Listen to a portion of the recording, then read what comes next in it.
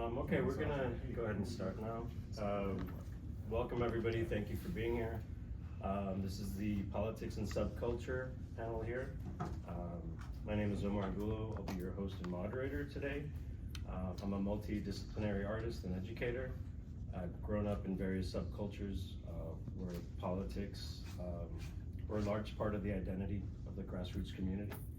I'm honored to be here with three amazing guests today. I'll introduce them in order from right to left here. First, we have Dr. Qiana Whitted. She's a professor of English and African American Studies at the University of South Carolina. She is the author of the Eisner Award-winning book, EC Comics, Race, Shock, and Social Protest, and editor of the book, Desegregating Comics, Debating Blackness in the Golden Age of American Comics, which received the Edited Book Prize from the Comic Studies Society. Her research and teaching focus on Black literary and cultural studies and American comics and graphic novels, along with published articles, book chapters, and online writings that explore race, genre, and history in comics. She has written the introductory essay for Marvel's new Penguin Classics collection of Black Panther comics. She has also served as editor of Inks, the Journal of the Comic Studies Society, and chair of the International Comics Art Forum. Welcome, Dr. Whitted. Thank you. Next to Dr. Whitted, we have Greg Anderson Elysee. I think I pronounced it right this time. Got it. Okay. He's a Brooklyn-born Haitian-American writer, filmmaker, model, and educator. He's the writer and creator of the award-winning comic book graphic novel series Is Nana the Were-Spider? Coming-of-age dark fantasy book about the sons of Anansi the Spider, drawing inspiration from Black myths, folklore, and spirituality, and has won 10 Glyph Awards. He is also the creator of the sci-fi series Marasa and other works, and is the writer for 133 Arts One Nation Stronghold. He has won a Young Adult Library Services Association Award and an In the Margins Book Award winner for Best Nonfiction from Akim Aliu Dreamer, his very first Scholastic Inc. book. His first webcomic series, Hammer, launched last year on Patreon and has gained 3 Glyph Awards, 2025 Best Webcomic, Best Writer, and Best Artist for David Brame. Last year also saw the release of The Torchbearer from Fair Square Graphics. Welcome, Greg Anderson Elysee.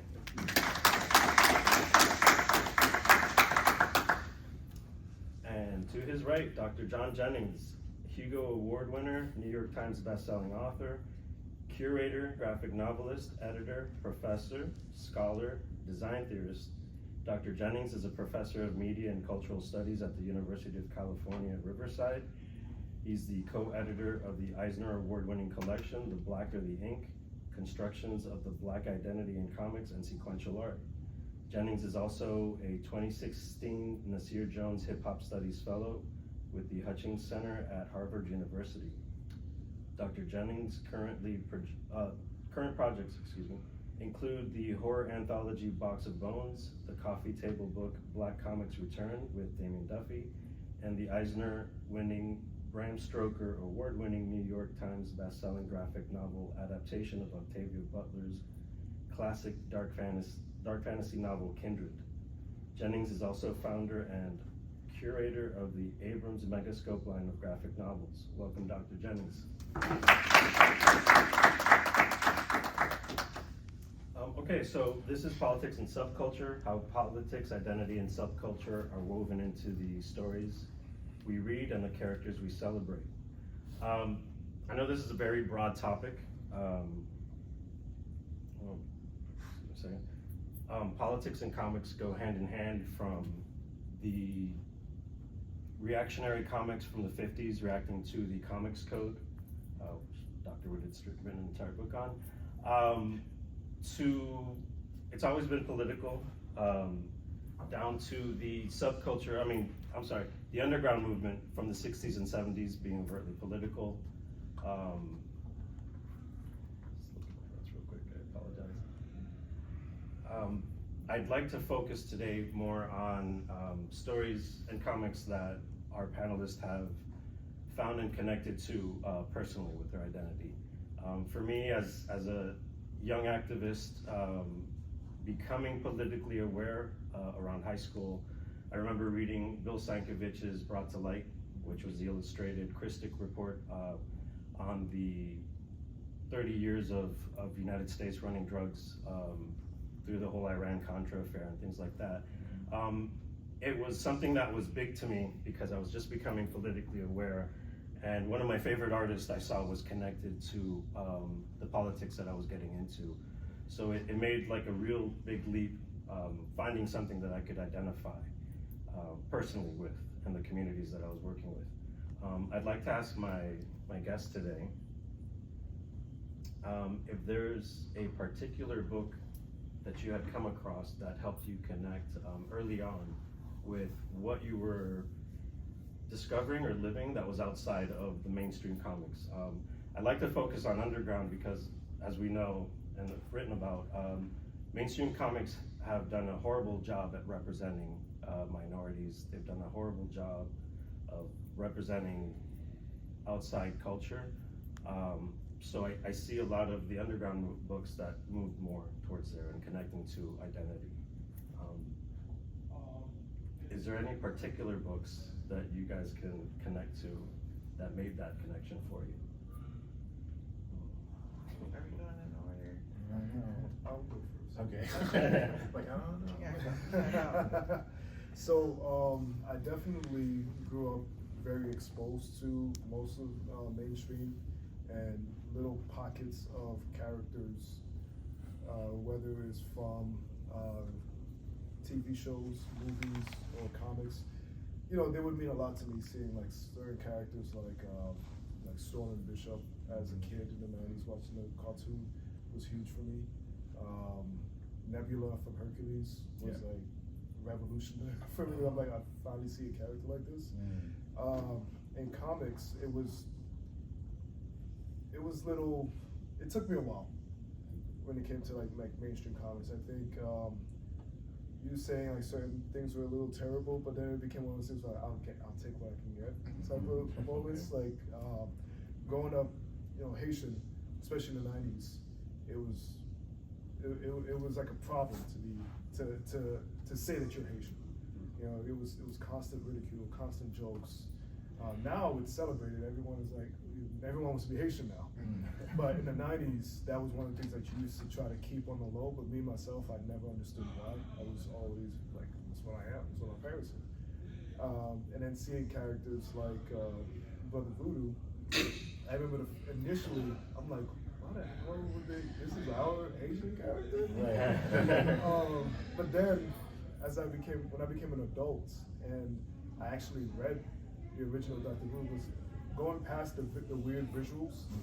You realize when you have some type of knowledge of the voodoo faith, there was a lot of respect actually put in creating the character. And you know, I think I grew a fondness for that and Black Panther and discovering certain queer characters as well. When they made Colossus queer and Ultimate X-Men, it was just like, whoa, this is really awesome to see. But when it came to underground stuff, that's when I started seeing, oh, this is it for me, you know?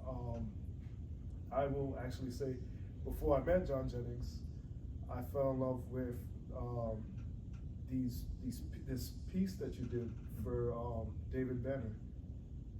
You with know, like walking with gods. Walking with the gods. It was like Black gods, and this was just when I started doing my own research on like African gods and Haitian gods, and I was looking for anything I could find, because it was like I was finding a pull, like a spiritual pull to these things. And while I may not practice it, I have such a love and respect and appreciation for it, because I feel like it gives us so much power.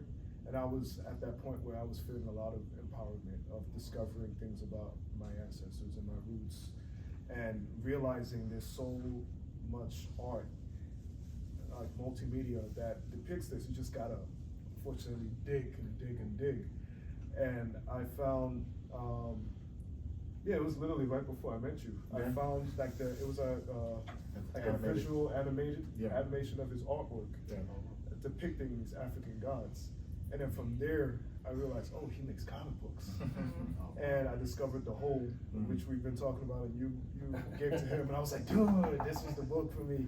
Incorporating a lot of Black spirituality and Papa Legba, and how you have some interpretations of him as this sort of trickster, terrifying figure, but he's there to also guide you and to help you. Yeah, there you go. Yeah. So I would say works like that were the things that started to shift my mindset when it came to, I guess, political aspects of representation. And I feel it's unfortunate that anything to do with representation is political at this point. Unless it's white and straight, it's automatically political. And that's something that I want to change that narrative a little bit, because it's just like, it's just people existing. It's just different folks, but fortunately, that's the political landscape that we live in. Well, just to tack onto that too, I feel like just being here is political. Being at this con is political. The people represented here, the support direct to artists, that's inherently political. So on one side, yeah, it's unfortunate, but it's also, there's a space now. Oh, I shouldn't say now. That space has been there, but I see that filling up more. So. And I like the celebration. We're all here. We're happy to be here. I love being in a space where we can just be. We don't have to explain who we are to each other. We just know what it is. We come in, we support, we meet each other, and it's just, that safe space.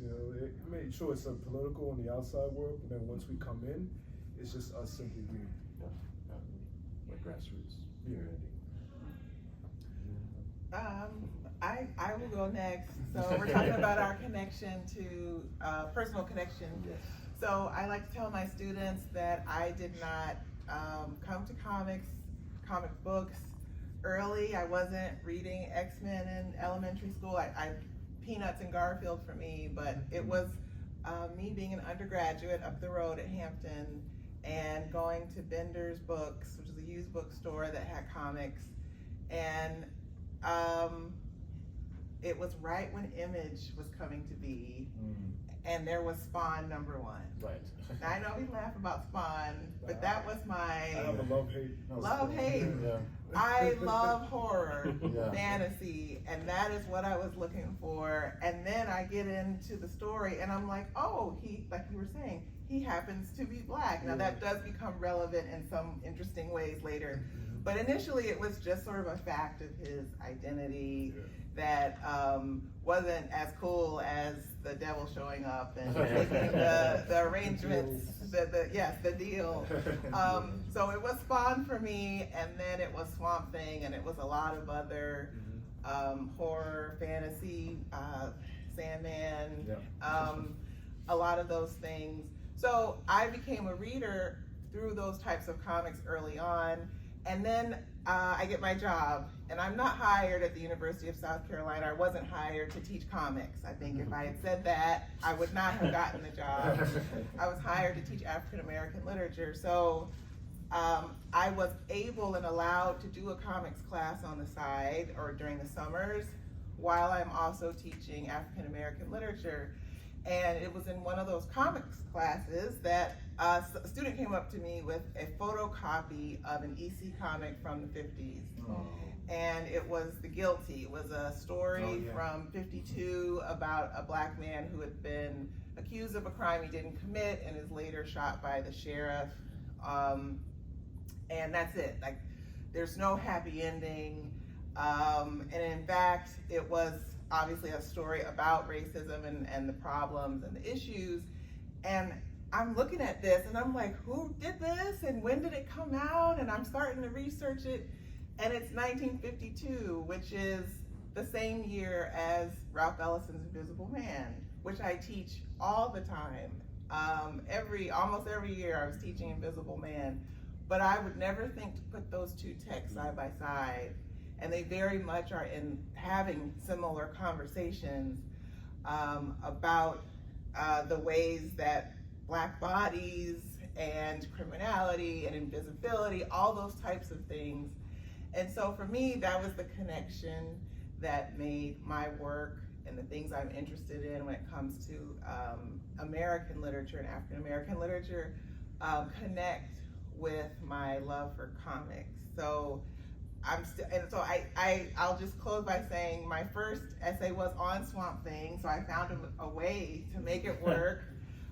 It was about the what was the name of the arc? Alan Moore's. Oh yeah, that's American something. Yeah. It was a long time It ago. was like Strange Fruit and something. Yes, Yeah. and it was about Swamp Thing going to a plantation and the slaves rise up. I was like, that was made for me to talk about. So it was Alan Moore and Toni Morrison in the same room, and I had a really good time doing that. And so those are the sort of political connections I would make with my work. So would you say making that connection was maybe your bridge into being involved with comics? Would that be Yes. an accurate way to Right. kind of summarize that? That's right. So I come in as a fan, but a fan who thought, I'm just a visitor to this comic book store, to this industry, to these titles. An outsider. An outsider. I didn't see anybody else in the comic book store who looked like me. But then to realize, actually, people like me have always been here and always interested in these stories and created these stories. So the personal becomes political, right? Yeah. Yeah. Excellent. So, oh man, this is a complex thing. So I'm from Mississippi originally, so there's already like a political zeitgeist that kind of bubbling under the surface of the space, I used to say that, you don't come from Mississippi, you kind of survive it to a certain degree, So, my existence was like reading comics and in the woods. I grew up in the sticks, so I was like, off in the cut, and my mom is a massive fan of like science fiction and fantasy and horror, I started reading like super early, so, some of my first things I was reading was stuff by like, Ellery Queen and like Edgar Allan Poe and Stephen King, Clive Barker, stuff I shouldn't have been messing with, really, in retrospect. So, yeah, and so that's kind of like what got me into like reading. I had like 3 library cards, it was crazy. And I was really like a voracious reader. My mom got me my first comics. And, I think because, blackness or like political aspects of representation is, it's kind of baked into the South. It's stuff that you don't necessarily notice as a youngster coming up, I didn't really think about like my own identity until I saw Roots in 1977 at the TV show, and messed me like it totally opened my eyes, And I remember going to school the next day and talking to my friends about it. I was like, dude, did you know that our ancestors were slaves? What the actual hell? Because that whole thing about like, because there were characters on Roots that looked like my grandfather. This is my little brain working through America's history in real time, and then you have one of the things that was brilliant about the TV show, and we'll talk about books too, is they were using like actors who played really benevolent characters, on other TV shows like Ed Asner and Lou Grant. They were using the Brady Bunch. The Brady Bunch. I can't remember. But they were all like slave owners and stuff, man. I was like, excuse me? it was wild. And so, Mr. Brady. Mr. Brady. Right. And so I think that was brilliant. LeVar Burton was there, and so that it wasn't necessarily a political moment, but it definitely was like, whoa, okay, I'm starting to understand some of the identity politics, right? And the comic side, I was reading mainstream comics. At this particular point, you could go to a Stop and Go or like or a grocery store, and pick up a comic book. This is before the direct market, right? And yeah, and I remember when the comics went away. That was really sad because I would go to those different stores and I would make my little comic book run. I would go to all those stores and pick up my comics. And then I remember going to the Stop and Go and they didn't sell them anymore. So even that right there is a political thing to me because it's like certain marginalized groups, because of access to the direct market, weren't able to get comics anymore. And it broke my heart. I remember like, it's like, baby, they don't have the comics no more in here, And I'm like, so the nearest comic book store is like, 40 minutes away. It was like Jackson. That might as well have been on the other side of the moon, right? So I didn't really see comics again until much later. Actually, you know what? Let me back up because what ends up happening, I moved to Brookhaven with my stepfather and my mom, and there were these kids, this was actually white kids who actually were nerds. I didn't realize this is what the dynamic was, but they were nerds. They weren't like, so they hung with the black kids, right? Who liked comics, right? And so they had access to comics when, you know, the black kids didn't. And so they would share them with us, actually. And so I thought that was pretty cool. So that was when I started seeing stuff like, you know, X-Men, like the, when Storm cuts her hair in the mohawk, you know, was that Paul Smith, right? Also, you know, you look at something like the Teen Titans, you know, which we didn't get a chance to like pick up from the store. But the one that really like caught my attention was I was a big fan of Captain Marvel, you know, the original Captain Marvel, Marvel, you know, from Marvel Comics, and you know, one of the kids had a copy of the Death of Captain Marvel, you know, where he dies of cancer actually, and he doesn't come back, you know, and who replaces him to a certain degree is Monica Rambeau, right? Monica Rambeau is like, now so you have like a black woman who takes on the mantle of Captain, and she's extremely powerful, right? But the thing that got me was that she came out there with this she was from New Orleans, right? And her costume was a Mardi Gras costume, supposedly, right? So you got the cultural aspects there. But when I saw her hair, when I saw her afro, she reminded me of my mom. So my mom was still rocking a curly afro, and I was like, oh man, so that was the first time I really kind of dialed into representation, you know? This powerful black woman who eventually becomes like the leader of the Avengers, and you know, is still a mainstream character. So then, like much later, I would say like went to Jackson State, which is at HBCU, and that was a political space. There was one point where the Klans tried to march on Jackson, and we did a counter march. You know, that was like my sophomore year. We did sit-in still. It was still like a very political campus, you know, for the most part. And you know, I worked on for the Blue and White Flash, which is like the newspaper. So I was still doing cartoons and stuff. And that's why I started out in political cartoons, actually. People forget that. You know, I do some still, you know. But yeah, and then after that, you know, I was just used to being around us. I'm sorry, because, you know, Jackson State is like 99.99.99% black, you know. It's real black, you know. I get to the University of Illinois in Urbana-Champaign, and I realize why we're called marginalized, why we're called minorities. And I get really, really politicized by being on that campus where I'm one of like maybe 2,000 black students out of like, what, 30,000 students, you know, and that's you know, undergrad and grad actually too, like about 2,000, you know, and that's when I think I start to actually think more politically, and that's when I start reading stuff like you said, Vertigo comics, and also Milestone. You know, Milestone was a big deal for me. And actually, I remember the first thing I wrote for, I used to publish a black newspaper, actually. I don't know if y'all knew this about me. Yeah, it was a free paper. I did it with my friends Jamal and Sheila Matuka. You know, they still live in there. And the three of us put together a free newspaper called Black Thought, because we were like big fans of the Roots, right? So yeah, and so it was a free paper. And so it was paid for by ad spaces and stuff too, but it was on black political, you know, things that were happening around the campus. And we actually got up to like a readership of like 10,000, you know, with just three of us. Yeah, it was brutal stupid. Don't do it. So yeah, so I think those things kind of started to get me. I think the politics of being able to create something independently and put it out yourself, I think started with that particular newspaper for me, you know, and then I was reading like Milestone and all these other things. So that's kind of like where I started to start going, yeah. Thank you. Sorry for like that long-winded thing. I feel like it's really long. No, not at all. That actually helps. That was gonna bring me into that helps bring me into my next question is was it a smooth transition from making that realization of, I can be in this space, I could be a part of this space, I could contribute to this space. Was it immediate, or did it take some time? And I asked that question because even within self-published underground or independent publishing, there's always that, there seems to be an initial repetition of what's already come. Even within, some of the early image stuff was just kind of a continuation of what they were doing at Marvel, you know, Youngblood, things like that. While others went completely, you know, in a different direction, different content, different commentary. Did you find that like an immediate transition? Like you made that connection of, I could do this, you start self-publishing,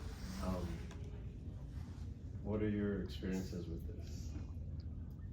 I think for me, even as a kid, I was always creating characters. I was always being inspired by something. Like I brought up, like Nebula and Hercules. Like Hercules and Xena was one of my obsessions as a kid, and Mortal Kombat was a huge. Like to this day, I'm a complete fanboy of Mortal Kombat. Because I just love you have gods fighting cyborgs, fighting ninjas, fighting cops. It was just, it didn't make any sense. But just how colorful the characters were, they used to always excite me. So I would come up with these almost rip-offs, but sometimes I would come up with some creative folks and give them their backstories.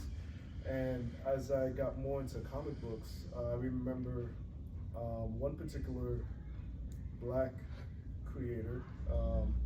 I won't say his name because politically, I do not stand for anything he stands for. Okay. But when I discovered that he made this particular black creator made his own comics, at the time I didn't even know about any comics. I just knew Marvel and DC, and so that blew my mind. Right. And at that point, I was already fantasizing about being a comic book writer or a comic book creator, and to me that was going to be my dream, that I was going to follow regardless. But I think finding that particular black creator had his own stuff, and I remember going to his website and seeing all these characters I've never seen before in all these books, and I was like, whoa, this is dope. And then I discovered, I keep getting connected to you. I'm sorry. The Black Comic Book Fest in Harlem. Oh, Schomburg. Yeah, the Schomburg. Yeah. I think it was like the first or the second year you guys did it. And I remember, but before that, Alex Simmons did the Kids Comic Con. The Kids Comic Con, yeah. In the Bronx. Yeah. And I went with my sister, who was vending with me downstairs. She was like really little at the time. And there was just a lot of black creators there. And because most of them were local. And then finding out about the Black Comic Fest in Harlem and seeing all these black creators who had their own comics, all self-published. And I think that was just one of those things where I was like, oh shoot, I'm definitely doing this. I'm like, this is me right here. Trying to stop me. Yeah, trying to stop me. And so that, cool. I think it was just an easy transition for me because as I said, I knew what I wanted to do, but I think that just reinforced my passion. You know, that ignited me even further where I was just like, yeah, I'm gonna be one of y'all. I'm gonna be doing this for sure. And finding all these weird stories, like black folks just come up with the weirdest shit. and it's weird, but at the same time you feel like home when you're reading it because you understand the context of what they're coming from, the abstractness connected to things that we go through or our identity, and it's just something that is just made for us. And one of my favorite things is seeing when outsiders who aren't part of the culture, they might read something or watch something and they're like, I don't understand it, or you know, I didn't like it because this doesn't make sense, and I'm like, it wasn't made for you though. Right. Yeah, so that's the thing. For me, the transition was very simple. Did you want to? I think you should. Okay. So let me back up too, because I totally forgot. Like, I kind of answered this too, so.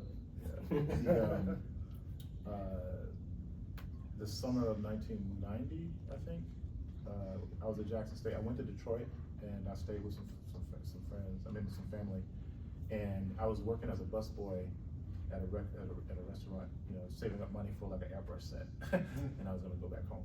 So my uncle took me to an African bookstore, and they had a copy of Brother Man there. And that was the first time I saw Brother Man, brought a copy of it. Totally blew my mind. You know, it's about Dawood on your like what name Jason Sims was it? It was Jason Sims, right? That's right. No, David Sims. No, that's not right. David Sims. Yeah, the Sims family. You know, it was a black business that created this comic book. You know, and it was a family. You know, it was a family affair. I didn't think about it at the time, but yeah, that was extremely political. Because being that they sold so many copies by hand without distribution, right?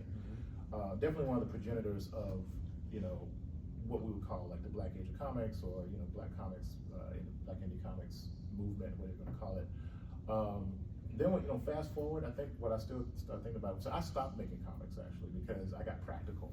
I was like, well, I don't draw the way that Marvel and DC do it. I didn't really know a lot about independent comics. I mean, I came up in a space where they stopped selling comics actually. Actually, you know what? Remind me later on to talk about Eduardo. Just put a pin in that. Sorry. Okay. Later on, yeah. This kid named Eduardo. Anyway, so what ends up happening is I was working on my tenure case I was just at University of Illinois. I was teaching art and design there, and I was really interested in how different types of media changed meaning in comics. And this is around the same time this is after like Scott McCloud's book came out. The second one is Reinventing Comics. So I became really interested in like mediation in comics, right? The other thing that happened and that kind of gave me permission to kind of mess around again with comics was Lulu, the printing on demand company. Yeah. So I think what happens is like you have a revolution with the access to like layout software, like Adobe stuff becomes like really either cheaper and then it becomes like ubiquitous and easier to get in touch with. Then also the rise of the prosumer, the producer consumer, because that's when you have stuff where you can actually make your own work and sell it, because everything starts to become print on demand, but the books. And so I was trained as a layout designer, right? So I was like, let me get this straight. So I can make a book and sell it through this site, and also it changed the game for me, And so I just started making books all the time. The first version of the whole is actually a print on demand comic. The lead character is white, actually. Eric Spade, yeah. Really? Yeah, he's in the book actually. I'll show you. But anyway, so this is actually like a retcon or like a redo of the character. And I think what started happening when I met Damian Duffy, we started looking at representation a lot too, because there was a show that came out of the LA space called Masters of American Comics. It was 2015, no, 2008 or something. Museum. Yeah. And so it was like 15 comic book artists like Jack Kirby and like Charles Schultz and stuff like that. No women in the show at all. No, George Harriman, who later on we realized was passing for white, actually was in the show, but kind of by accident, But even like ideology, like there was no like Scott McCloud wasn't in that show, or like there was no Colleen Doran, there was no Mel Brinkley, there was no who else? There was no Wendy and Richard Pini, from ElfQuest. You know what I'm saying? It seemed like really like not diverse. So me and Damian started making, we started doing curatorial work, and we did this show called Out of Sequence, Underrepresented Voices in American Comics at University of Illinois. But while doing that, we started researching Black comics. We did a smaller show called Other Heroes at Jackson State. And this is when we started kind of getting into working with independent Black creators. And the book that came from that was Black Comics, African American Independent Comics Art and Culture, which is a collection of, artists, like 50 or so artists, Black artists from around the country, which was based off of some of our friends' work and stuff like that. So, that's where I think, what started to happen was me and Damian, my brother from another mother, became really interested for real in like diversifying how comics were made, who made the comics, how they were produced, this kind of thing. And that's what the show was based on, diversity writ large, not just like identity politics, but the politics of reproduction itself, that kind of stuff. And that's actually what happens. And how I ended up, working on these Octavia Butler books and all this other stuff too. It comes from the interest in the medium and how it's seen through different lenses. Yeah. Eduardo. Oh yeah, Eduardo. When I was, remember I told you about the comic books went away? Remember that? Mm-hmm. So I was, I was raised by my grandparents and my mom, right? And I was really sad I couldn't get comics anymore. My Uncle Willie, God rest him, was dating a lady named Alice, and she had a son named Eduardo. And Eduardo was a comic book fanatic, and he lived in Jackson. So they would drive from Jackson to come, to come visit us and stuff like that and hang out with. And I would play with him, and he actually had like a ton of comics. And his mom was going to throw a bunch of them out. So what ends up happening, I'm talking about stuff he should not be. I'm talking about the stainless steel rat. I'm talking like Grimjack. I'm talking like stuff from First Comics, right? Kamiko stuff, Sunrunners, like stuff that you probably never heard of. And it blew my mind, and so I think that was a catalyst. And I think about this now, but that was my entry point into like thinking about independent comics, is because this kid gave me like 500 comics. you know, and that collection like changed the way I looked at stuff. Yeah, so thank you for And that. a lot of independence with, like you said, mentioned Kamiko. Yes. Things like that. Yeah, that's right. We have stuff like DNA agents and you know, what else? Cyber. Yeah, cyber. Yeah. And Neil Adams, I think. you know, the Rocketeer. Yeah. You know, things that I would never see. You know, from it's crazy. What is it? Nexus. You know. Oh, Yeah. wow. I mean, I can talk about the academic part, but this is more interesting. Oh. I don't create comics. I don't draw. I do believe the academics is just as important. But I know in your case you had mentioned it was almost immediate, where you were able to bring in the EC with that. Using that as a launching point, how do you guys feel about the current state of comics that represent subculture and politics, both independent and mainstream? Mainstream, I think of examples like Bitterroot, that are handling very overt politics in an implicit way. It's not, I mean, it's very, the storyline, if you describe it, it's very political. But when you read it, it's a family comic. It's dealing with family dynamics. It feels like we're in a very healthy state, independent creators. How do you feel about that, though? How do you feel where we're currently at? Well, my answer might be the shortest, so I'll go first. One of the things that is, since this conversation is a lot about indie comics, became very apparent to me as I started to work more, was that some of the more creative things that I had hoped to see, I would not find in mainstream comics. But if you look at the history of comics, you mentioned underground, there was a period where it felt like everybody was, you know, all these underground cartoonists are writing memoirs and nonfiction comics and different types of genres, and I wasn't seeing that as much for Black creators. Yeah. So folks like John, things that the cartoonists that he's working with, what they're doing is bringing that kind of diversity, the different types of stories that are being told more into whether it's print on demand or mainstream publishing. And then also I would say what I'm seeing now, I mentioned your book with the hockey player. I'm gonna forget. Aliyu? Yeah, Dreamer. Both YA and memoir in that one book. I mean, like, that's where everything is now. A lot of people, I've mentioned this before in a previous panel, are looking to YA for a lot of these stories that are not being told in the other comics. And there are heroic stories, there's fiction there as well, but there's also, I was reading, is it Christmas? Johnny Christmas? Oh yeah, Johnny Christmas. Gamerville. Gamerville. It's about a kid who can't stop being on his phone, and his mom sends him to a screen-free camp, and it's an incredible YA middle grade graphic novel. It's nice to see that kind of creativity today, I think. So. We're looking at a picture of his right now from Megascope. Okay. It's not for kids. Oh. We're gonna do kids books, but yeah, it's, I'll tell you more. Yep. I love it right now. Honestly, I just wish there were more outlets to give money to a lot of indie comic creators. There's a reason why it takes forever to see a next follow-up or a next issue, and a lot of us are working many different day jobs in order to create one single issue of a comic, as opposed to Marvel and DC where they could release monthly.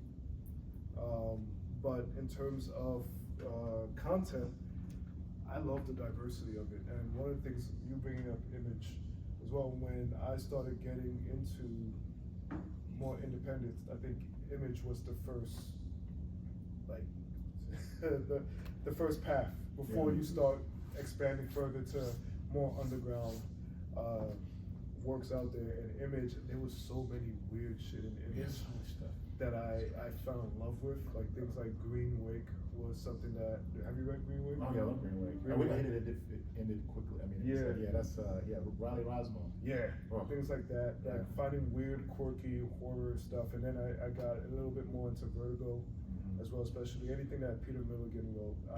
Was automatic read for me. Yeah, like Enigma. Yeah, Enigma is amazing. It's one of my favorite Oh books. my God. Sorry. Yeah, but when I can walk down, go to comic conventions, and see all these creators with all the different works, and they're all so different from each other. It's hard to find one table downstairs where you'll find, oh, this is very similar to this person's. Right. Like, there's such a huge diversity of genre, of storytelling, of context, of artwork that I love to see when I go to a convention, because you're discovering all these independent creators, and then also seeing when those independent creators get picked up by Marvel and DC, where while the writing styles and the art style may be a little different than what we're used to if we're already fans and consumers of them, but there's some type of authenticity that is finally being placed into particular characters when it comes to, like, say, Black characters being represented. Like, for example, Brandon Easton doing Shiloh. Shadow Law? No, she said Shadow. Mr. Miracle? Oh, that one, yeah, Mr. Miracle, Yeah. That's why I thought Shadow Law, his first thing. No, Never mind. yeah, so, yeah, it's just like seeing when they get put into mainstream characters, and there's just something where the characters become very like three-dimensional in a way. It's a lot more fun to read because you're seeing blackness, actual blackness, not a white person writing blackness. You're seeing Black people put particular inside jokes with certain stuff. I think there was one writer who was writing a Kid Flash meeting another Black hero, and they were like dapping each other up and talking about certain, it was Aquaman, Aqualad. They were sort of playing the dozens about each other's hairstyles and stuff. And it was just something that just seemed so real. And I remember seeing some white folks like, why was the scene here? Right. And but Black folks was like, yo, this is how we talk to each other. Right. You know, so seeing things like that is, I love seeing that, you know. And that's one of my favorite things about independent creators. And even whether they stay in the indie scene or they get bigger gigs, I get to see more of that, more of that aspect of us in these works. I was gonna say that to kind of piggyback off of that, that's why I put that whole in Silver Surfer Ghostlight. I created a new Black superhero for Marvel of Jamaican descent, actually, cosmic power. You know, but there's a scene where the character's mother is talking to Silver Surfer, and she asks him what his name is, and he says Silver Surfer. She said, "No, what's your mama named you?" Right? And that's like, I'm sure like people were like really confused. It was like, no, but she was basically inviting Silver Surfer to the family. I need to know more about you though, and how you gonna deal with my son, that kind of thing. So it's that kind of stuff. What was I gonna say? I think we're in an interesting space. I would say it's almost like our jump around my head, it's all over the place. Our departed friend, Tertel Only, recently passed away, was called the Black Age of Comics, like the father of the Black Age of Comics out of Chicago. Started like probably the first Afrocentric convention in Chicago, back in the 90s. And his whole thing was trying to create a space like this, this place, something like this wouldn't have existed probably without the existence of like his con, or like East Coast Black Age of Comics Convention or Onyx Con. All these different spaces can get tracked back to those early conventions. And he called it the Black Age of Comics, right? And I feel right now, I feel like we're in the golden Black Age of Comics to a certain degree, because for similar reasons. Like, there's an explosion of genre. There's an explosion of different types of creators. I think, and you have like people from the diaspora now, and that kind of thing. There's people who are trying to become like critics of the space too, that kind of stuff. As far as like actual like comics critics who are studying Black comics in particular,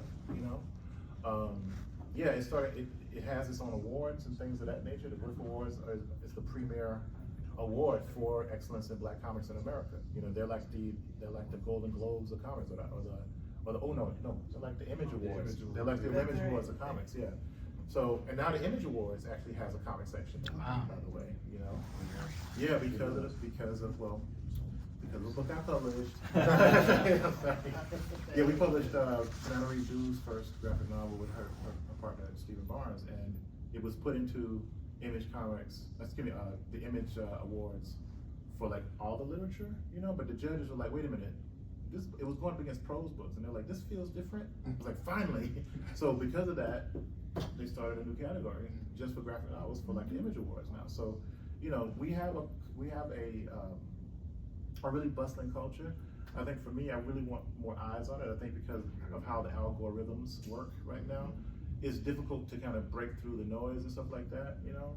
One of the reasons why we started Megascope was because we saw like talent, like people like Greg, who are making great work on the level of the big two, right? But not getting the shot, you know, that they needed to kind of break through. And so that's why we want to create a space like Megascope, which is with Abrams Books, you know, that is looking at like diversity across the board, you know, and speculation, you know, historical fiction, stuff like that. So I think it's a really interesting time right now. One of the biggest things that's jumping off right now too is that we don't, as a society, we don't value comics the way that say like the French and Japanese do, right? So we don't have a bustling, you know, comics industry for adult readers yet. You know, there's some people who are kind of dabbling. I would say like maybe Penguin Random House is really trying to like, you know, push harder to kind of build that. So we're still in its infancy as far as like what we can see, but you know, the talent is there, and I think the stories are there too. So. Excellent. At this time, I'd like to open it up to audience if you have any questions. I don't have much questions, I just have a comment. So, as a kid, I grew up reading comics, you know, Archie, all that stuff. And so, I honestly, I'm new to this. It's an awesome thing that Atlantic Comic Con is here, I live here, and to be able to see, you know, you all and other people on the floor, because this is new to me, hearing about the Black comics and stuff. So I really appreciate you sharing. And when the gentleman in the middle mentioned Anansi, I grew up in the Virgin Islands. I was so we have, I think it's Anansi or something. Everybody have the different versions. So I've heard stories about that. So that was interesting to hear you talking about Anansi. So I'm just. Come to my table with Yeah, we also have a story about Nazi you can pick up, you know, it's called Devour, so. Yeah. Can you define speculative fiction and then explain if the kind of politicized representation of Black lives kind of presents differently in speculative writing than other forms of, or other genres of writing? Yeah, so I would say speculative fiction could be, it's a large space, you know, under like fiction writing, but basically anything that's considered like not real, like, you know, if you're writing about fantasy or like science fiction, horror, that kind of stuff, that's considered that you're speculating about other worlds or, you know, other universes and things of that nature. So generally, like anything that's considered like this is not in our reality, you know, is considered speculative fiction, right? What's interesting about speculative fiction, and Qiana can speak to this too, of course, is I feel that we have been writing speculative fiction for a very long time as Black folk, you know, and this is again, if you look at the book Dark Matter, which was edited by Sherry Renee Thomas back in what, 2000, I think, 2001. I feel like she was a pioneer who actually started to look at Black literature in general as speculative because we're writing ourselves into existence, you know. And so a lot of those particular stories were dealing with like other spaces. And I mentioned a few in the panel yesterday, like Sutton Griggs' book, Light Ahead for the Negro, right? Pauline Hopkins, what else? There's a bunch of them. Blake, the Huts of America, you know. The Comment, of course, yeah, The Comment, yeah. So yeah, by W.E.B. Du Bois, who wrote science fiction, which is wild. We don't know that until we get that book. So I think, you know, what's interesting about Black folk aren't given or haven't been given that space to speculate about a future, you know.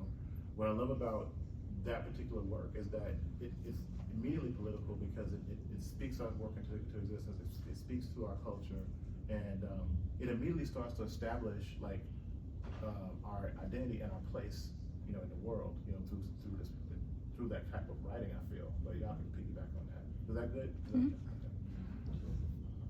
think that answers it all. Yeah. That was it? That Really? was good. Yeah, why did I say anything else? I said exactly what I was gonna say. What? Every word. I'm a telepath. Hence the baldness.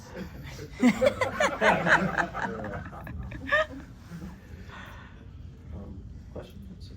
Yeah, would you say when you're reading or even like suggesting books for other people to read, do you gravitate comics that are like mirroring like real life? Like I'm thinking like Captain America punching out Hitler or something like that, or something that's more analogous. Like the X-Men obviously was dealing with a lot of like racial and LGBTQ issues, but it wasn't obvious versus something that's like, I think 9/11 was also referenced in multiple comics and stuff. So, which would you prefer, or not prefer, but which do you gravitate towards? I mean, I think it depends on who it is that is asking you. You start off, you can always ask, what are you into in particular? And some people like to use fiction as an escape from the stuff that they already go through. And then they end up realizing they relate to the characters who's closest to them, even though they're looking for an escape. But then it's like, oh, I've gone through this. And then they start getting into more of the political things. But I think it really depends on what they're looking at or what they're seeking. Even using X-Men as a base generally works in a way because, everyone has gone through some form of discrimination or bullying. And all of a sudden they will gravitate towards a particular character, which then creates a whole rabbit hole of trying to understand how the fuck these stories make sense. But I think it's really just finding who they are. Like my sister, she grew up with me, my other brother, and we're some form of geeks. So she was bound to be a tomboy at one point and a geek. And I think her first love, surprisingly, out of all the characters, and no one would ever suspect, she loves the Tick. And Spoon? Yeah, Spoon. And I remember her thinking it seemed so stupid as a little kid until there was an episode where like he made like the wooden plank boy, like a sidekick, and he would throw it at people. And as a kid, she just starts dying. And I remember I got her the comic book. It was like a collection of like a lot of his early stories, and that blew her mind. I think that was her introduction to comics. And then I introduced her to Sailor Moon because I was like, what's a group of like badass girls, where, they're girly, but they're badass. Like they can literally destroy the world with their power. And I bought her like the whole collection, and she ran through that, and now she's, doing all these artworks, down there. So it's really whatever it is, what they gravitate to or who they are. And from there, once you introduce them to a particular set of books, they go on their own journeys. Thank you. Yes, sir. I was able to watch Black Comic Lords, and you were up there, and so was David, talked about Bitterroot. Yeah. Celebrating Bitterroot being somewhat mainstream, but David was also talking about not reaching numbers, going on hiatus, hoping people will support it. I was just wondering if anybody can speak to, like, how do we support independent comics individually, or are there more creative ways of galvanizing the community? Not necessarily picking favorites or ones that we choose to succeed, but supporting all of it holistically. I mean, that's a good question. If I could tack onto that question really quick. That's a great question. I've always had that question of, is it better to support the artist directly or going through pre-sales, getting that pre-order from your comic shop to build those numbers up? I'm always of the mind of go give that money directly to the artist, but then I'm finding, that then they don't have that pre-order. It's a complex one. I would say even with particular creators, find what books they're publishing by themselves as like a self-publish versus when they're working for a company. You know, for example, it's not completely self-published. If you get it directly through me through a convention, I'm getting every single cent. Right. And as well as if you go to my web store, I'm getting the majority of it. Amazon, I'm getting a little less. And now, if you go with Dreamer, which is published by Scholastic, at this point, I'm not really getting much of anything. I'm not getting until we get to a certain set number of sales. Then I start getting some form of royalties. Yeah. And the royalty is not even that much. But the numbers, though, if those numbers go up, then they might be, oh, we could have probably hired him for more work because, you know, his book is actually selling. So most of my money from Dreamer, I made from when they hired me because, you know, you get the advance, you get all that other stuff. But in terms of, and sometimes I'll have it on my table, but I paid like wholesale just to get those. Right. And I have to charge a little extra to make some type of profit from it. So it's very complex. If you find out if it's coming from a publisher, I'd say do the pre-sale. That way the numbers look really good for them and hopefully get them closer to getting those royalties and more gigs, but then see what work comes directly from them. Then that, by all means, give them all the money, you know, directly. I think in the case of something like Bitterroot, ordering from your local comic shop is always better than going to Barnes and Noble for the trade. Sometimes I can't afford, or I forget to do it, and then I have to wait for the trade. But I constantly hear creators saying that all the time. But I'm very curious about if you think about when Black Panther came out and how it spawned the multiple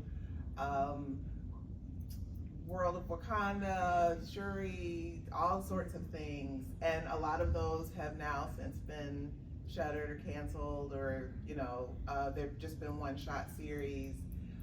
So for a while, it also bled into other areas where people were being given a chance. So having said that, that's a major licensed IP character. I'm very curious now about what's going to happen post Sinners, because I feel like there's an interest in speculative, but in a different way than it was for Black Panther. I feel like it could invite, I don't know, maybe people to seek out what other indie creators are doing, not only in film, but across media to something like comics as well. I mean, I feel like, because I mean, you guys make the connection, you make the connection to Jordan Peele and others all the time in your work, so maybe there'll be a, I don't know. We shall see. It's also 2025. Yeah, I know, right now it's like, the world's terrible. The world's terrible. But more vampires is never a bad thing. No, you know, that should be on a shirt. You know? How about Juke Joint? I saw the trailer for that. I was like, oh, Juke Joint. You talking about that book. Yeah, the independent two-issue book, I thought. I didn't realize that. But yeah, I thought, I saw, okay, now there's more space for those type of stories. I did like you know, if you like Sinners, you like these comics kind of post. Yeah. A couple of mine were on there, Bitterroot was on there, Juke Joint was on there. What was I gonna say? To your question, promotion, you know, is really, visibility is really important. Definitely like, you know, buying the books and supporting financially, but talking about it too. There's a lot of chatter. There's a lot of chatter out there. Post about it. If you like it, say something about it, tell people about it. Word of mouth is very important. Go to your local library, have them order it, that kind of stuff. Go to Amazon. If you're gonna buy it through Amazon, write a review. Those things matter, you know. The more reviews you get, it starts climbing up, you know. If they have a Patreon, you know, support the Patreon, right? And we both have Patreons, you know. And they're meager. I mean, they need to get them going, you know, so that kind of stuff. So any kind of like way that you can tell people about the work, you know, that's going in and get the word out. Buy a bunch, give it to some kids, what have you, you know, spread the word, you know. It's very difficult in this media landscape to get like, you know, where the algorithms is messing with us right now. You know? Yeah, because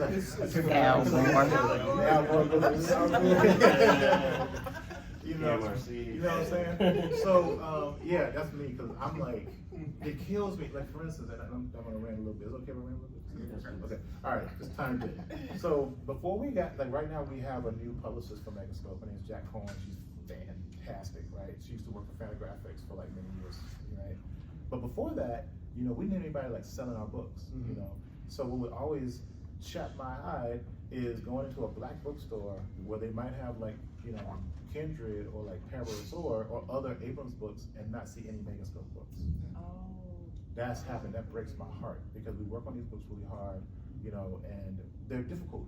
Graphic novels are hard, it's arduous, unyielding, you know, unrelenting, like, it's a lot of work physically, you know, just sitting at the table drawing and stuff. So for those books not to make it to the people, you should be able to walk into, say, Baldwin and Company in New Orleans and see your book there, you know what I'm saying? So that kind of stuff bothers me. So I'm like, getting into those spaces I think is really important because, I mean, 9 times out of 10, the people who are gonna buy a book about black folk are gonna be black folk, you know, honestly. I mean, you know, 9 times out of 10, that's probably gonna pick up that book, you know, just because of the politics of representation, you know.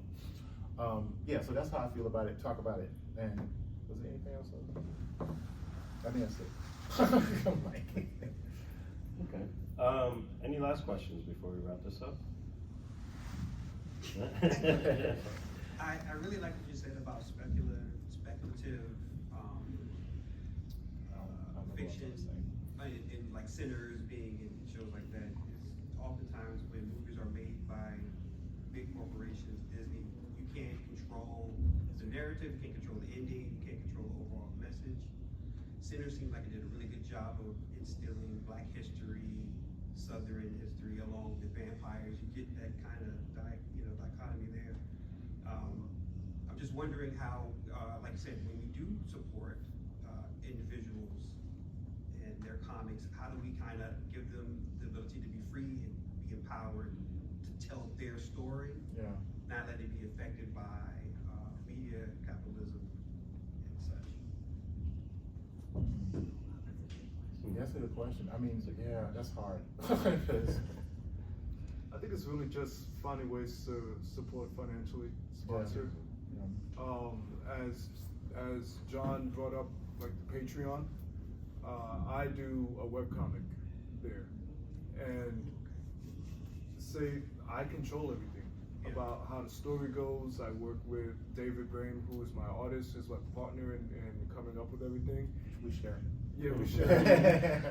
It's like a polyamorous relationship. It really is actually. But no, we create everything, and I think for that, when we get the support and people signing on to the Patreon, it's just like, okay, we're doing something. They want to see this, and it's the same as even independent films. You know, I think now there's been. Not even now. There's always been this movement of supporting independent film creators and filmmakers, but they just need the resources, and a lot of those resources comes from people giving them a chance. And there is this unfortunate POV that anything that is not mainstream, anything that is underground, that is indie, it's superior, it's inferior. You know, because there's no one editing and fine-tuning everything. Everything is very raw and gritty. But at the same time, there's a realness to it. And it's coming directly from the person. But they need the support more than the mainstream. And because of the fact that they don't have the tools to fine-tune, a lot of that is because they have no money to fine-tune it. So it isn't until we actually take the step and just say, okay, let's see what these guys are about and actually believe in them, they start to blossom into who they eventually become. And I'd say even somebody like Royer, who he has a Yanu right now from Cartoon Network.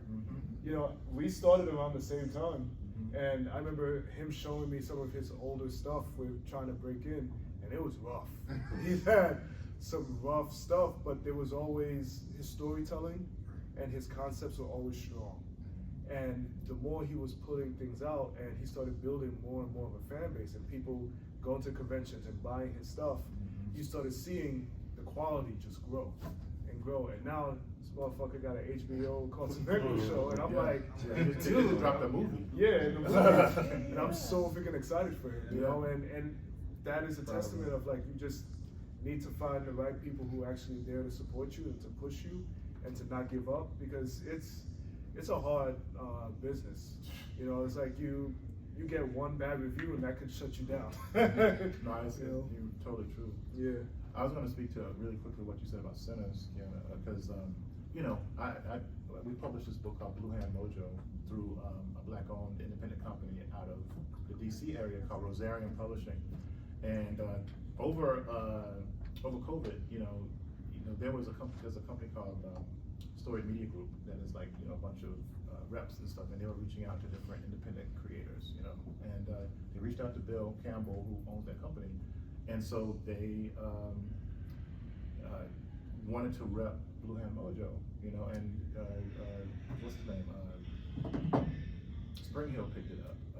LeBron James's company picked it up as repping it, and so now because of Sinners, we actually have like a showrunner. Actually, we have a plot. I remember seeing it on the plot, but a pilot and also a lead actor attached right now. Is that really? Yeah, and so we're going to be taking it out. I love Blue Man. We're working on the second one, me and Well, Brain actually. congratulations. Yeah, so we don't know yet, but it's what I'm saying. So that Sinners effect actually is a real thing, Yeah, because as soon okay. as it came out, like my showrunner hit me up and said, "Yo, we need to get this out," right now. Right. Yeah, because Capitalize on the- it's Sinners adjacent story. You know what I'm saying? So yeah. Yeah. To tack onto that quickly, we're gonna wrap this up.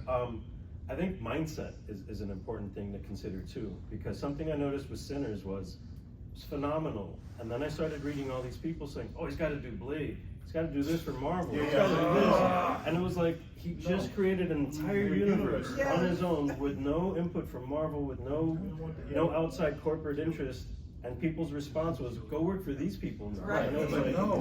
why would you do that? You just put your flag in the ground. You And got with this that whole- beauty back, right? Yeah. So Yeah, you do yeah. not know. I think that's a part of it. It's that mindset of like, oh, cool, go back to do my favorite character. And it's like, no, put your money behind this original thing. I think that's a big part of it. Yeah. And you have like people like, for instance, one of my favorite creators like Mike Mignola, who honestly, like, who did Hellboy, right, has like what the third biggest like franchise like universe outside of Marvel and DC, right?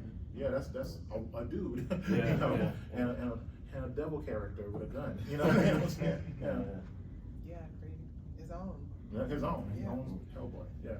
Well, thank you guys for your questions. They're great questions. Also, thank you to my amazing panelists. Just from hearing this today, thank you guys. Your work is broadening that door, is expanding that bridge to creators. Can you just let us go with where anybody who's interested in your work can find more of your work? Or where they can reach you? I have a website, QianaWhitted.com, but I'm at University of South Carolina. You can easily find me there, all my publications on that website. Downstairs by the video game. Come to my table and check me out, and I'll give you all my info. I'm at johnjenningsstudio.com. That's all one word, johnjenningsstudio.com. And you have all my socials and stuff there, and some of the stuff I've been up to, books I've been working on. So yeah. Thank you guys.